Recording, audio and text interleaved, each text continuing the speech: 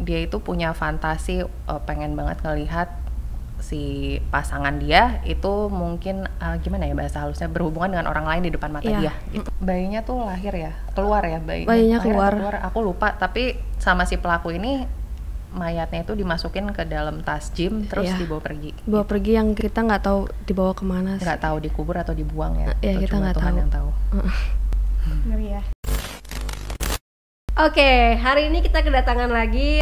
Mungkin udah lama banget nih aku sebenarnya nggak ngebahas tentang pelecehan, tapi hari ini kita kedatangan lagi dari email buat kakak-kakak yang mungkin di sini mau speak up tentang pelecehan yang mungkin sekarang ada Instagramnya, tadi aku juga sempat lihat korban-korban dari pelaku tersebut. Dan semoga dengan video ini juga lebih meningkatkan awareness juga buat kita sebagai perempuan, supaya lebih berhati-hati, nggak kena tipu muslihat laki-laki, dan juga lebih menjaga diri aja, dan tahu bahwa kita sebagai perempuan itu sangat berharga ya. Nah ini jadi ada 2 orang di sini, sorry banget guys tapi harus di blur. Ada kakak yang sebelah kanan aku ini korban dari pelaku tersebut, dan sebelah kirinya adalah sahabat yang juga kenal sama pelaku. Jadi mereka dulu waktu SD satu SD sama pelaku. Yang sebelah kanan nih ada kakak R dan juga sebelah kiri ada kakak T. Jadi kita nanti sampai ke belakang akan seperti itu ya. Kakak R ini adalah mantan istri dari pelaku tersebut. Nah, kejadian seperti apa dan kenapa speak up di sini ya, karena biar teman-teman yang nonton mungkin ketemu pelaku atau mungkin bersinggungan sama pelaku itu juga bisa lebih aware dan lebih baik di blok cepet-cepet gitu sebelum nantinya jadi korban berikutnya gitu ya. Bisa dibilang ini predator juga ya. Iya. Karena korbannya sudah banyak sekali dan ada satu Instagram yang menjadi pusat pelaporan korban dari pelaku tersebut gitu ya. Betul. Dibilang pelecehan bisa nggak ya, soalnya kan motifnya dia kan kalau nggak salah itu mendekatkan diri dulu terus kemudian pacaran. Salah satunya mungkin pelecehan, kekerasan gitu macam-macam sih. Mungkin boleh ceritain tentang pelaku, dan mungkin kan dari kakak-kakak juga dari SD udah kenal dan katanya dari kecil juga sudah ada kelainan penyimpangan seksual. Iya. Ya. Mungkin siapa dulu? Nah, kalau untuk dari yang waktu masih kecil itu memang kita tuh aku sendiri ya terus terang baru tahu dari pas baca-baca dari account itu ya, banyak kesaksian dari teman-teman di waktu SD kalau si pelaku ini memang dari kecilnya tuh udah yang kayak sering apa ya, bahasa halusnya gimana ya, menunjukkan hal-hal yang tidak ya nggak sewajarnya anak gitu. anak kecil tuh melakukan itu, apalagi tahu ya gitu.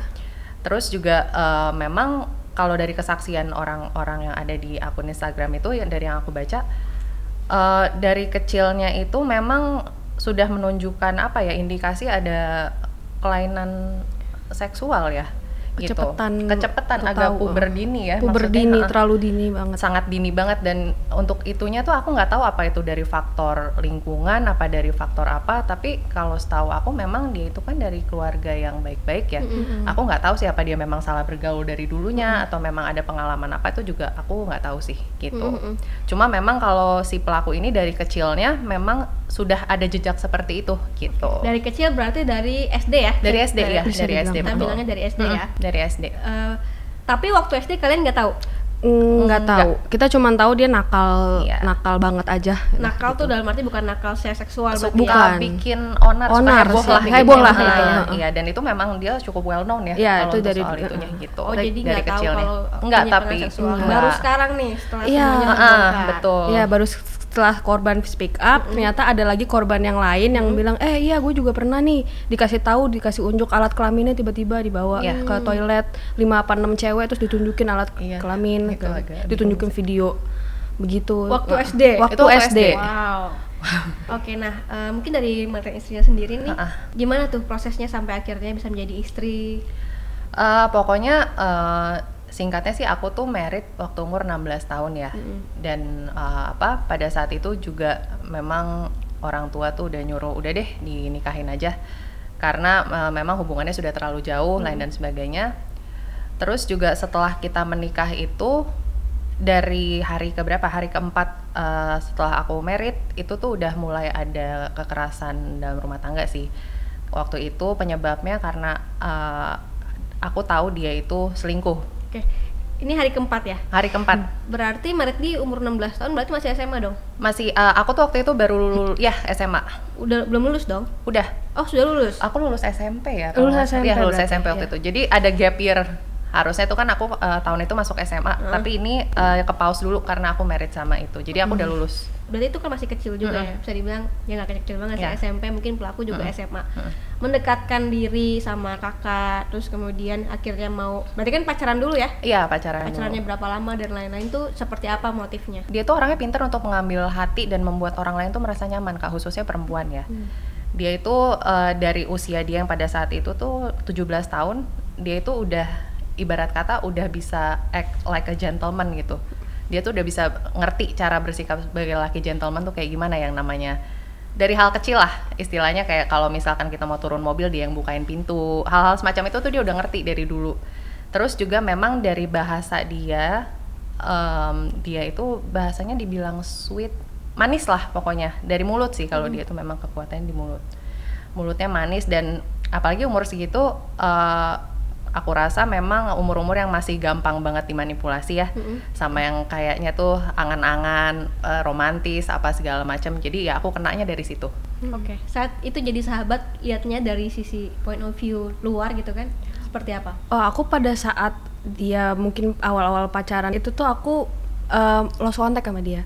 Oh, lagi Gitu. lost contact. Lagi lost contact, sempet lost contact. Jadi aku ketemu lagi pas udah married, udah ada anak. Berarti setelah itu menikah di umur 16 tahun? Ya, 16 tahun. Nah, itu tuh prosesnya juga sebelum, kan kita memang nggak boleh nikah kan umur segitu tuh. Nah, itu aku juga harus melalui sidang dulu ya, sidang dispensasi dan kebetulan waktu itu pertimbangannya karena si laki-laki ini sudah 17 tahun. Dianggapnya waktu itu tuh umur 17 tahun untuk laki-laki tuh masih boleh. Aku nggak tahu sekarang, kayaknya kalau nggak salah udah dirubah ya. Jadi disetujuin lah dari situ gitu. Oke, tapi secara orang tua dari laki-laki juga menyetujui gitu, karena memang pada saat itu sikonnya aku sudah mengandung ya gitu. Jadi menurut setelah diskusi antara kedua belah pihak itu, keluarga ya udahlah dinikahin aja gitu. Dan saat itu memang si laki-laki tersebut mau mempertanggungjawabkan perbuatannya? Atau sempat ada pemberontakan sih dari dia tuh, tapi mungkin karena setelah udah diomongin sama orang tuanya segala macam, jadi ya dia setuju. Walaupun mungkin aku yakin pada saat itu ada keterpaksaan juga ya, karena memang kan kita dua-duanya terus terang belum siap secara umur, belum matang secara mental gitu. Tapi mau nggak mau ya udah akhirnya dinikahin lah gitu. Itu di tahun 2012. Nah, awal-awal tuh aku sama sekali nggak tahu kalau si pelaku ini, si R ini ada bakat untuk selingkuh. Ada bakat temperamennya itu aku nggak tahu. Kalau selingkuh aku udah tahu. Pacarnya berapa lama? 3 tahun. 3 tahun tidak kelihatan ada temperamen? Enggak sama sekali. Enggak sama sekali dia. Jadi aku benar-benar ngeblank. Tapi kalau soal selingkuh itu memang dari zaman pacaran dia pacarnya banyak. Gitu. Nah kalau itu aku tahu, tapi kalau untuk temperamen nggak sama sekali sih. Jadi dia baik tuh selama 3 tahun? Baik. Ya paling apa sih, berantem tuh masalah perempuan lah, apa segala macam. Tapi kalau selebihnya, kalau untuk temperamen tuh nggak ada. Secara garis besar manis lah gitu kan. Sampai akhirnya kita udah married, terus hari keempat pernikahan itu aku tahu dia itu nyamperin pacarnya. Pada saat aku lupa lah, itu di mana ya, di Bandung ya kalau nggak salah. Nah terus aku marah lah, awalnya aku marah. Di situ aku posisi lagi hamil 6 bulan. Aku marah ya, dia nggak terima, terus dia langsung mukul aku gitu. Karena dia nggak terima, mungkin karena aku konfront atau aku apa, langsung aku dipukul itu sampai ke perut ke apa segala macam. Dia waktu itu juga ngelempar AC. Kamu tau nggak sih AC yang portable yang bisa digerakin, itu juga dilempar ke aku gitu kan. Dan waktu dari situ aku jadi dapat memar lah ya istilahnya, dapat memar. Nah singkatnya waktu itu aku langsung ketemu sama mamaku. Aku laporin aku ada kejadian gini-gini karena aku shock banget kan. Nah sama mamaku waktu itu, ya udah ayo kita visum aja. Maksudnya nggak usah dilaporin tapi kita visum. Cuma pada saat itu aku nggak mau. Karena di otak aku waktu itu aku nggak mau kalau sampai dia ini diperkarakan, dikasusin. Aku saking apa ya, bucin ya, cintanya kali ya, saking sayangnya aku tuh nggak mau gitu. Aku sempat debat juga sama mama soal itu, tapi ya udah akhirnya mama ngalah, nggak divisum. Tapi dari situ sempat dipisah sama pelaku. Jadi si pelaku tuh sempat ibaratnya dikarantina sama orang tuanya lah, yang dimana itu juga sebenarnya nggak menghasilkan apa-apa juga sih. Itu. Oke. Berapa lama itu di karantina? Kayaknya kalau nggak salah 2-3 bulan lah, sampai aku itu waktu itu mau melahirkan baru kita tuh ketemu lagi. Gitu. Dari itu kan 6 bulan ya berarti? Iya, 3 bulan. Nah setelah itu prosesnya kan panjang Kak. Banyak sekali, maksudnya di luar korban-korban itu kan juga yang speak up itu kan pasti saat menikah dengan Kakak ya? Betul. Benar kan? Benar. Nah aku juga lihat ada 2014 pernah ada putusan juga. Itu berarti 2 tahun setelah menikah. Iya. Putusan apa itu? Ini kita mundur lagi ya berarti ya. Jadi pada saat pertama sebelum aku dinikahin, itu tuh aku sempet pokoknya ketahuan kalau aku itu sudah berhubungan suami istri lah. Jadi orang tua aku tuh nggak terima kalau aku tuh udah berhubungan kayak gitu, dikasusin lah sama orang tua aku. Waktu itu dia kena pasal pencabulan anak di bawah umur gitu. Dan ya itu setelah pas kasus itu masih bergulir, aku tuh ternyata ketahuan hamil. Nah jadi ya udahlah, karena udah kayak gini ya mau diapain lagi, akhirnya dinikahin aja lah gitu historinya sebenarnya. Berarti 2014 itu putusan dari itu keluarga. Itu putusan MA ya 2014 tuh ya. Sebenarnya kasus itu udah dari 2011 akhir. Ya baru tapi baru dapat ada putusan tuh 2014. Gitu. Berarti itu putusan dari keluarga Kakak. Ya dari keluarga aku. Nah gimana nih? Mungkin kan kita mau ningkatin awareness ya. Serem apa nih si pelaku ini? Yang serem dari dia itu, kalau dari yang aku alami ya selama jadi mantan istri, mood swingnya sih, kita nggak pernah bisa memprediksi mood dia itu akan seperti apa setiap hari. Betul. Karena dia itu orangnya bisa yang manis banget, dan sama itu tuh rata sama semua orang gitu ya. Tapi nanti dia bisa tiba-tiba menit berikutnya tuh jadi berubah. Bisa yang tiba-tiba nanti dia ngamuk, bisa nanti tiba-tiba dia melakukan kekerasan, apapun dia moodnya lagi apa waktu hari itu. Dan dia itu juga nggak selalu kekerasan ya. Kalau lagi kumat itu dia bisa yang tiba-tiba punya ide mau selingkuh hari ini gitu. Tipenya. Itu kan mungkin kesehatan mentalnya dia kan? Bisa jadi. Soalnya dari kecil juga ada. Itu menurut aku sampai sekarang pun dia atau sampai waktu nikah itu kesehatan mentalnya yang terganggu. Nah itu ya. Dan itu bukan cuma dia, maksudnya banyak di sini yang kena, maksudnya yang kena kesehatan mental. Ketemu orang tiba-tiba ternyata orang itu kesehatan mentalnya lumayan parah gitu. Nah kalau dari sisi mungkin yang manipulatif dan segala macam yang lebih kita biar aware nih itu seperti apa? Yang kalau dari yang paling aku highlight ya, dia itu ke kelainan seksualnya sih Kak. Jadi kalau dia itu ke korban yang nggak cuma ke aku doang, dia itu punya fantasi pengen banget ngelihat si pasangan dia itu mungkin gimana ya bahasa halusnya, berhubungan dengan orang lain di depan mata dia gitu. Itu salah satu fantasi yang cukup terkenal ya di kalangan para korbannya. Karena ngajaknya biasanya suka orang-orang terdekat dari si pasangannya gitu. Dan itu tidak konsensual. Dia bisa nge-set up supaya jadi kayak dijebak gitu loh si para korbannya.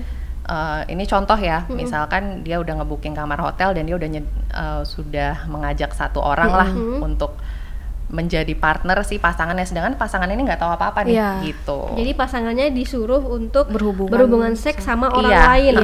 Jadi dia cuma nonton doang kan? Dia pun ikutan juga, tergantung moodnya. Kadang dia mau nonton, kadang dia mau ikut. Nah, suka-suka dia mood dia hari itu apa. Soalnya aku pernah ada juga narasumber yang suaminya itu pengen dia berhubungan sama yang lain. Jadi tapi dia nonton doang. Tapi dia nonton ya. Nah kalau ini kadang-kadang kalau si korban yang nggak mau, walau dia tuh nggak terima, biasanya nanti entah dia melakukan kekerasan fisik atau dia biasa verbal abuse. Dia tuh tahu banget kelemahan si korban ini di mana dan dia akan menggunakan itu untuk menyerang si korban. Jadi disitulah mental si korban tuh kena. Aku boleh kasih contoh salah satu mungkin yang terparah dari korban-korban yang mungkin udah ini aku ambil satu contoh. Ada salah satu korban yang udah kena penyakit menular seksual nih. Si Rehan ini bisa ngomong semacam gini, lo udah kena penyakit kayak gitu, emang siapa lagi yang mau sama lo kalau bukan gue? Iya, semacam itu. Jadi si korban ini yang merasa udah apa ya, udah rendah diri, udah lain sebagainya, ya mau nggak mau pasti kemakan kan sama omongan kayak gitu. Ini mau aku lihat, berarti kan tadi si pelaku tersebut dia itu membooking satu kamar hotel. Ya, contoh. Berarti si korbannya ini udah tahu dong dia bakal melakukan hubungan seks sama si pelaku di hotel tersebut. Berarti kalau mau dikasusin ini mau sama mau nih. Nah itu juga gimana ya? Yang susah kan pasti. Yang kalau susah itu susah, biasanya ya. itu mau dibawa itu ke contoh ya. Itu contoh itu betul. Karena itu memang sekali. rata-rata tuh ini harus terus terang ya. Karena kan case-nya sama mau. Iya, banyak yang gitu. Itu yang makanya kenapa sulit untuk membawa si pelaku ini ke ranah hukum. Iya, dan makanya ini kenapa harusnya dari kitanya juga nih sebagai perempuan. Nah, harus aware juga. Ya. Bukan cuman si pelaku yang disebutkan, tapi banyak sekali sebenarnya yang seperti itu gitu kan. Banyak. Karena kalau udah kayak gini akan susah dibawa ke ranah hukum. Karena kan mau sama mau dan udah jelas-jelas dibukirin kamar hotel dan lain-lain gitu. Itulah yang jadi apa ya, backfire sebenarnya kalau mau ngelaporin atau apa atas dasar apa gitu kan, karena itu suka sama suka gitu. Oke, dan nggak ada, maksudnya kalau dari itu juga nggak ada bukti bahwa di sana ada orang lain dan lain-lain gitu kan. Itu nggak ada bukti juga. Nggak ada bukti. Nah, kalau selain yang itu yang mungkin ada celah buat dibawa ke ranah hukum, ada nggak kayak apa ya, mungkin kalau seandainya nih ada salah satu korban yang mengalami kekerasan fisik dan masih ada bukti foto di bawah kurun waktu 10 tahun itu sebenarnya masih bisa dilakukan visum. Oh, di bawah 10 tahun masih bisa? Masih, katanya sih, kata salah satu lawyer yang aku kenal sih masih bisa sebenarnya. Cuma ada juga sebagian yang bilang kalau misalkan udah kayak gitu kan pasti udah nggak ada bukti atau pasti udah sembuh kan lukanya gitu. Dan itu bisa jadi tricky juga. Jadi tergantung ini tuh apa, sakitnya gimana, apa ada kerusakan tulang atau apa, itu kan masih bisa dijadiin alat bukti visum kan. Nah, tapi kalau misalkan kayak cuma lebam atau itu kayaknya udah nggak bisa sih. Makanya juga mungkin bukan sama pelaku tapi mungkin pasangan kalian atau siapa yang melakukan kekerasan seksual dan segala macam, yang pasti sih kita harus banyak bukti dulu, ya kan. Hal pertama tuh visum sih. Visum tuh penting banget. Itu visum. Video lah apa segala macam, video lebih ini lagi. Karena terus mungkin habis ditonjok atau dia apa langsung difoto yang kayak gitu-gitu. Dan itu ternyata nggak ada gunanya kalau kita tuh nggak visum. Iya. Yang pertama pasti visum. Karena kemarin tuh aku sempat juga mau coba nemenin salah satu korban yang masih ada bukti-bukti bahwa kita tuh konsultasi ke Polres gitu ya. Ini tetap nggak bisa karena udah nggak ada visum gitu. Oh, jadi ya percuma kalau kamu punya banyak bukti kekerasan gitu, tapi kalau nggak ada visumnya apa yang mau di itu? Gitu. Itu memang apa buktinya? Foto kekerasan. Foto aja. Karena kebanyakan yang kena kekerasan dari orang-orang kayak gitu tuh biasanya dia justru nge-keep si bukti-bukti ini supaya nggak bahkan supaya teman-temannya pun nggak tahu gitu, untuk supaya nggak dimarahin kan sama temennya gitu. Jadi kebanyakan kayak gitu, makanya yang perlu di highlight juga kalau dilakukan kekerasan tuh untuk langsung visum tuh pentingnya itu di situ sih. Jangan disimpan lah gitu, karena nanti suatu hari bakal perlu gitu. Karena visum tuh bukti pegangan aja, lo nggak harus langsung ngelaporin dia saat itu juga. Tapi in case mungkin 10 tahun ke depan, 15 tahun ke depan masih mau ngelaporin, itu masih berlaku gitu. Karena itu berlakunya lama. Oke. Selama 7 tahun berumah tangga sama pelaku gimana? Gimana ya, roller coaster sih sebenarnya gitu. Tapi yang paling berat adalah aku tuh dengar kabar selingkuhannya hamil, lain dan sebagainya. Dan selama kurun waktu pernikahan aku itu selingkuhannya juga mendapatkan korban kekerasan kan. Ada salah satu juga yang up ceritanya, itu menurut aku yang paling parah sih dari semua yang aku inget ya. Sama selama 7 tahun itu paling dominan aku alami itu kekerasan fisik udah pasti. Aku juga pernah di set up untuk berhubungan sama laki-laki lain tuh tanpa konsen aku ya. Oh, kakak pernah juga? Pernah. Nah itu kejadiannya di rumah. Iya. Oke. Gitu. Ceritanya dia tuh memang sering mengutarakan fantasi dia yang seperti itu sama aku, tapi aku tuh selalu menolak. Dan biasanya dia itu marah, entah dia nanti apalah sampai akhirnya pada suatu hari si pelaku ini nyuruh aku pergi dari rumah karena memang pada saat itu kondisi rumah lagi kosong. Nah aku tuh waktu itu lagi liburan kuliah kalau nggak salah. Kenapa? Oh nggak apa-apa, soalnya mau ada tamu nih ke rumah. Oh ya udah, walaupun nggak nyambung sih ya sebenarnya. Ya udah akhirnya hari itu aku tuh dianterin lah sama dia ke ada ruko-ruko dekat rumah lah, aku minta turun di situ. Terus sampai akhirnya aku cross check lah, emang benar mau ada tamu datang ke rumah. Terus ada orang rumah bilang enggak kok, nggak ada tamu yang mau datang. Nah aku udah curiga lah dari situ. Akhirnya aku jalan kaki tuh dari ruko pulang ke rumah.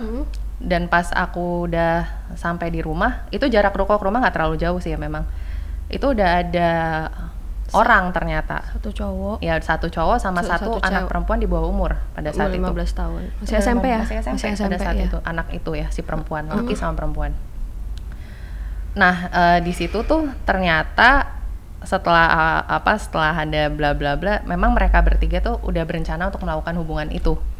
Cuma karena aku ke gap datang ke rumah, jadi aku tuh dipaksa untuk join gitu ibaratnya. Oke. Nah karena aku nggak mau, aku dipukulin lah pada saat itu. Wah itu hancur, dan itu si 2 orang itu ya cuma bisa ngeliatin aja ya, karena takut mungkin ya, karena kaget juga kan, nggak expect mungkin di depan orang dia bisa berani kayak gitu. Terus singkat cerita, mereka bertiga itu setelah aku dipukulin itu, aku bersih-bersih kamar mandi, aku keluar kamar, mereka tetap lanjut melakukan itu. Sama si anak yang di bawah umurnya gitu. Tapi anak ini bawah umur mau juga? Mau, itu aku bingung. Aku sempat nanya kan setelah mereka selesai melakukan itu kan, mereka sempat keluar tuh. Aku tanya sama si anak itu, kamu kenapa bisa sampai mau atau apa gitu. Terus dia tuh jawabnya, iya kak, karena aku tuh dibikin trauma sama mantan aku. Itu jawaban dia waktu itu. Yang aku sampai sekarang ya nggak tahu ya apa yang dia alami, dia nggak cerita detailsnya. Cuma dia bilang aku tuh trauma lah sama mantan aku, jadi makanya aku rusak begini gitu. Berarti dia dapat aja gitu ya orang-orang yang atau cowok-cowok yang mau dapat aja dapet gitu ya. Aja, gitu. Itu bayar atau apa sih? Dia itu dibawa sama si yang cowok itu ya. Enggak, maksudnya ya maksudnya kan, tapi kan kayak enggak bayar. Enggak sih, kayaknya kenalan aja sih. Ya mungkin sama-sama butuh kali ya. Iya, bisa dibilang gitu. Agak bingung sih. Ini biasanya nih kalau misalkan si pelaku cari-cari korban dari mana? Bisa dari antar teman, atau dia tuh pernah juga tuh aku tahu dapat tahu aplikasi Whisper nggak sih? Itu juga gue nggak main. Oh iya, Whisper itu juga pernah. Jadi dari mana aja sih kak? Dari mana aja? Gitu. Berarti sebenarnya ini kalau untuk ranah hukum tuh agak susah. Jadi sebenarnya ini buat awareness aja. Perempuan-perempuan atau yang nonton ini tuh nggak kena lagi lah ya. Betul. Oke. Nanti mungkin bisa lanjut aja ke Instagramnya, karena di Instagramnya juga ada beberapa korban, kalau nggak salah buat ada 15 ya, ada speak up. Gak cuman sama pelaku ini aja, tapi mungkin ketika kita kenal sama cowok, apalagi di dating apps yang jangan gampang stranger, percaya. jangan gampang percaya, harus apa ya, aware sama red flag, sama panjang lah di scanningnya yang panjang. Betul. Lah ya. Dan jangan lupa mendekatkan diri sama Tuhan, minta petunjuk yang banyak biar dilihatkan. Betul. Lah gitu kan. Jangan sembarangan melakukan hubungan seks sih, karena yang lebih ngeri itu setelah hamil adalah penyakit menular seksual. Itu infeksi ya. Jangan. Karena dia juga masih beredar sampai sekarang, masih ada yang katanya masih ngaku kena penyakit. Jadi masih ada beberapa banyak kan yang ngaku baru 2 kan. Tapi ternyata masih banyak lagi, terus juga baru ada yang aborsi juga dari dia gitu. Jadi ya hati-hatilah gitu. Karena yang aborsi itu udah banyak ya. Ada berapa orang yang udah aborsi? Iya, tapi terakhir kita dapat kabar ada yang terakhir bulan Juni kemarin gitu. Berarti masih beredar ya? Iya, masih baru lah. Yang paling parah itu untuk aborsi, salah satu korbannya yang pernah jadi selingkuhan di rumah tangga aku yang bikin aku cerai itu, dia itu kalau nggak salah bayinya tuh keluar ya bayinya keluar. Aku lupa, tapi sama si pelaku ini mayatnya itu dimasukin ke dalam tas gym terus dibawa pergi. Pergi yang kita nggak tahu dibawa kemana sih. Nggak tahu dikubur atau dibuang ya. Kita nggak tahu. Yang tahu. Ngeri ya. Ngeri lumayan. Jadi banyak banget dampaknya. Terus ada juga salah satu korban yang sampai mungkin udah sulit hamil karena pernah juga keguguran aborsi. Beberapa kali ya. Kalau udah aborsi agak susah hamil. Gitu. Jadi udah banyak yang ya masa depannya hancur lah. Ya berdoa juga supaya dijauhkan dari orang seperti ini. Amin. Ya. Oke. Mungkin terakhir dari kakak-kakak ini ada yang mau sampein nggak buat yang nonton? Kalau dari aku sih yang paling penting kita tuh jangan mau terlalu percaya. Kita tuh ketika baru ketemu sama orang baru, kita harus dalam apa ya, kita tuh harus waspada sih sebenarnya. Harus waspada karena kalau dari testimoni korban-korban ya, dia tuh mungkin porsinya untuk mendekatkan dirinya ke cewek-cewek ini tuh sangat pas, kayak nggak terlalu yang over sweet atau terlalu love bombing yang kan sekarang lagi inilah red flag kayak gitu. Ya dia tuh porsinya pas aja, dan mungkin background keluarga juga dia jadi kayak nggak ada dari depan tuh, kayak nggak ada yang ini gitu, nggak ada red flag gitu. Bahkan dia juga dideketin 3 tahun akhirnya baru tahu setelah baru gitu. Jadi emang scanningnya tuh harus panjang, harus jeli, harus teliti, pokoknya hati-hati aja deh, karena orang-orang kayak gini suka nggak nunjukin red flag sama sekali. Hati-hati sama orang yang terlalu charming kali ya, karena si pelaku ini sangat charming terus terang jujur. Pembawaannya. Pembawaannya dia kalau kita baru ketemu pertama kali gitu, kita nggak sama sekali nggak akan nyangka kalau dia kayak gitu tuh, nggak sih? Nggak, jauh banget kalau kakak ketemu juga. Iya, nggak akan notice. Nggak akan nyadar sih. Oke. Ada lagi mungkin dari kakak? Nggak, udah sih aku. Yang penting hati-hati aja sih. Oke, mungkin dan terakhir dari aku juga nih teman-teman, nih kan sekarang lagi banyak banget berita-berita tentang kekerasan. Ada juga yang sampai suami bunuh istri, pacar bunuh pacar, dan masih banyak lagi. Mungkin teman-teman kalau misalkan udah mulai ada red flag pasangannya, udah mulai mukul-mukul atau apa, lari segera dilaporin. Cari perlindungan, cari pertolongan, jangan karena cinta atau apa jadi luluh lagi, karena yang paling berharga adalah diri kita sendiri. Dan jangan berharap orang yang punya bakat melakukan kekerasan itu akan berubah tuh, enggak. Karena itu akan selamanya seperti itu. Jangan kebawa angan mimpi kalau dia tuh pasti nanti suatu saat akan berubah, enggak sih itu. Tuh, enggak gitu. Oke, terima kasih nonton video ini.